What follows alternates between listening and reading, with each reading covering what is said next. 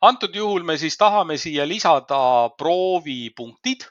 Selleks valime siit valikust proovipunktide loomiseks selle nupu. Ja uues avanenud vaates on siis ülevaade massiivist uuesti natuke detailsemalt. Antakse alapindala, mis on 30 hektarit ja soovituslik siis proovipunktide arv ka, mis selle hektarite arvu juures võiks olla 6 punkti.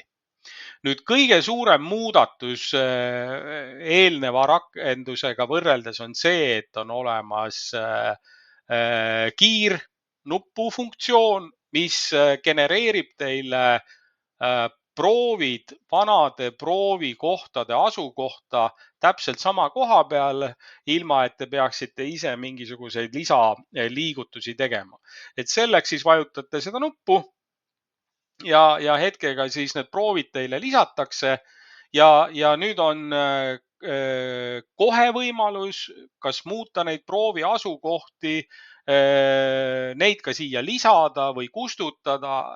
Need nupud siit alt valikutest on siis võimalik aktiveerida. No näiteks kui me tahaksime ühe või teise proovi asukohta muuta, vajutan siit nuppu nihuta, klikin konkreetse proovipunkti peale üks kord, nii et ta muutub valituks helesinise märgiga. Ja kui ma nüüd lähen hiirega siia peale, hoian sellest punktist kinni, hoian hiire klahvi all, saan ma teda lohistada mööda siis seda põldu ringi selle koha peale, kuhu ma tahaksin teda tegelikult jätta. Ja kui ma hiire nupu siis vabastan, lõpetatakse see protsess ära ja ma saan klikkida siia lõpeta tegevus nupule,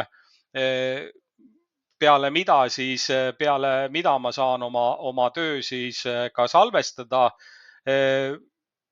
mis lõpetab antud hetkel selle punktide muutmise ära. Seda nuppu ei ole vaja karta, ka hiljem on võimalik kõiki neid muudatusi veel teha, seda hetke pärast ma ka teile näitan.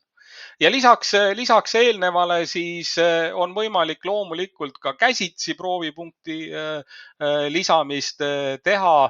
Jällegi seesama all need nupud, mis siin on, kui klikkida lisanuppu, ei pea ennem seda kiirnuppu üldse kasutama, võib kohe lisanupuga käsitsi proovipunkte siis lisada täpselt sellesse asukohta ja nii palju, kui parasjagu vaja peaks olema. Iga tegevuse lõpetamiseks jällegi on vaja ka vastava nimetusega nuppu klikkida ja tulemus alati selleks, et oleks fikseeritud viide jälle vanale rakendusele, kus tekkis probleeme, teinekord jällegi kas internetiühenduse või mingi muu asja tõttu, et oleks kindlasti igat tsükkel ilusti lõpetatud, siis me fikseerime selle tegevuse salvestamisnuppu vajutades ja klikkides siis OK, kus server kinnitab, et ta on meie poolt tehtud muudatuse kätte saanud. Jällegi veel üks kord rõhutan, et ei ole vaja seda karta. Kõiki muudatusi kuni selle hetkeni, kus välitööd on teostatud ja proovid tellitud, on võimalik kõike veel tagantjärgi muuta ka. Et see ei ole nagu probleem.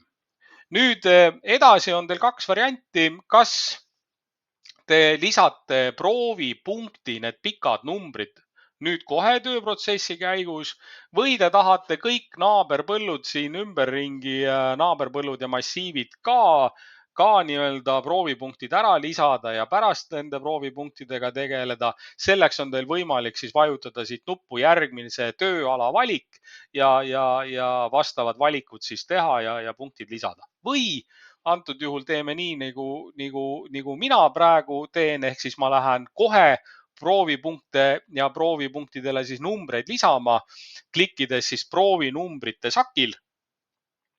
Avaneb üpikaken, mis mäletab minu töösessiooni viimast pikka proovinumbrit. Kui teile see ka sobib, et teil proovid jooksevad ilusti järjest, proovinumbrid, et siis te ei pea siin mingeid muudatusi tegema, aga teil on see võimalik. Te võite siin seda numbrit muuta vastavalt sellele, kuidas teil proovinumbrite ja karpide järjekord seal parasjagu on. Ja kui te selle, mis iganes, kas olete nõus selle numbriga, mis siin on või lisate ise, siis +1 süsteemis sellele numbrile lisatakse proovipunkti sisestamise järjekorras proovinumbrid automaatselt. Nüüd vanade proovipunktide järgi, kui te kasutasite seda võimalust ja lõite uued punktid vanade järgi, siis seal ta arvestab vanade proovipunktide numbrite järjekorda, nii et ta võtab selle sealt. Nii et klikkides lisatakse teile proovinumbrid. Kõik need, mis olid ennem olemas, lähevad selle järgi, +1 minu lisatud veel üks lisapunkt. Ja kui teil peaks tekkima vajadus nüüd proovipunkti numbreid muuta nüüd ennem salvestamist, siis te saate seda teha siin tabeli vaatest, kui te klikite ühel või teisel proovil. Vahetame näiteks siin ära see 34 lõpuga ja 35 lõpuga proovide numbrid tabelis. Enne kui me ei ole salvesta nuppu vajutanud, lubab süsteem meil ka korraks kordusnumbrit ehk topeltnumbrit, et ma siin kirjutan 35 asemele, asendan ta 34-ga ja 34 asemele panen siis numbri 35.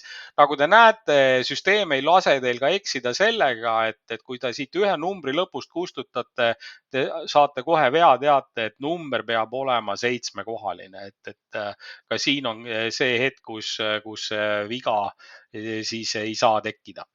Nüüd vahetasime nende proovide asukohad ära. Nagu ma ütlesin, kõik on lubatud ja ilusti tehtav. Ja kui nüüd siis see järjekord siin salvestamisega ära kinnitada, siis on meil selleks hetkeks on see töö nii-öelda lukus, mis ei tähenda seda, et nagu ma ennem rõhutasin, et me ei saaks siin muudatusi teha. Et me saame alati pöörduda tagasi punktide vaatesse ja siin teha kõiki neid samu toiminguid, mida ennem sai räägitud. Et vajadusel ma tahan kustutada seda lisatud punkti siit ära. Valin siit nupu kustuta, klikin selle kustutatava punkti peal ja vajutan nuppu lõpeta tegevus ja salvestan antud olukorra ja kinnitan selle ära ka. Ja niisama lihtne selle muudatuse tegemine on, kui selline vajadus peaks tekkima.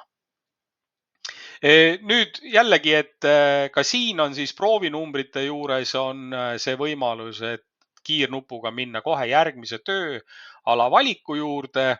Kuna meil nüüd on ka numbrid olemas, siis me võime ka seda nuppu prooviks ka kohe katsetada, et kuidas ta toimib.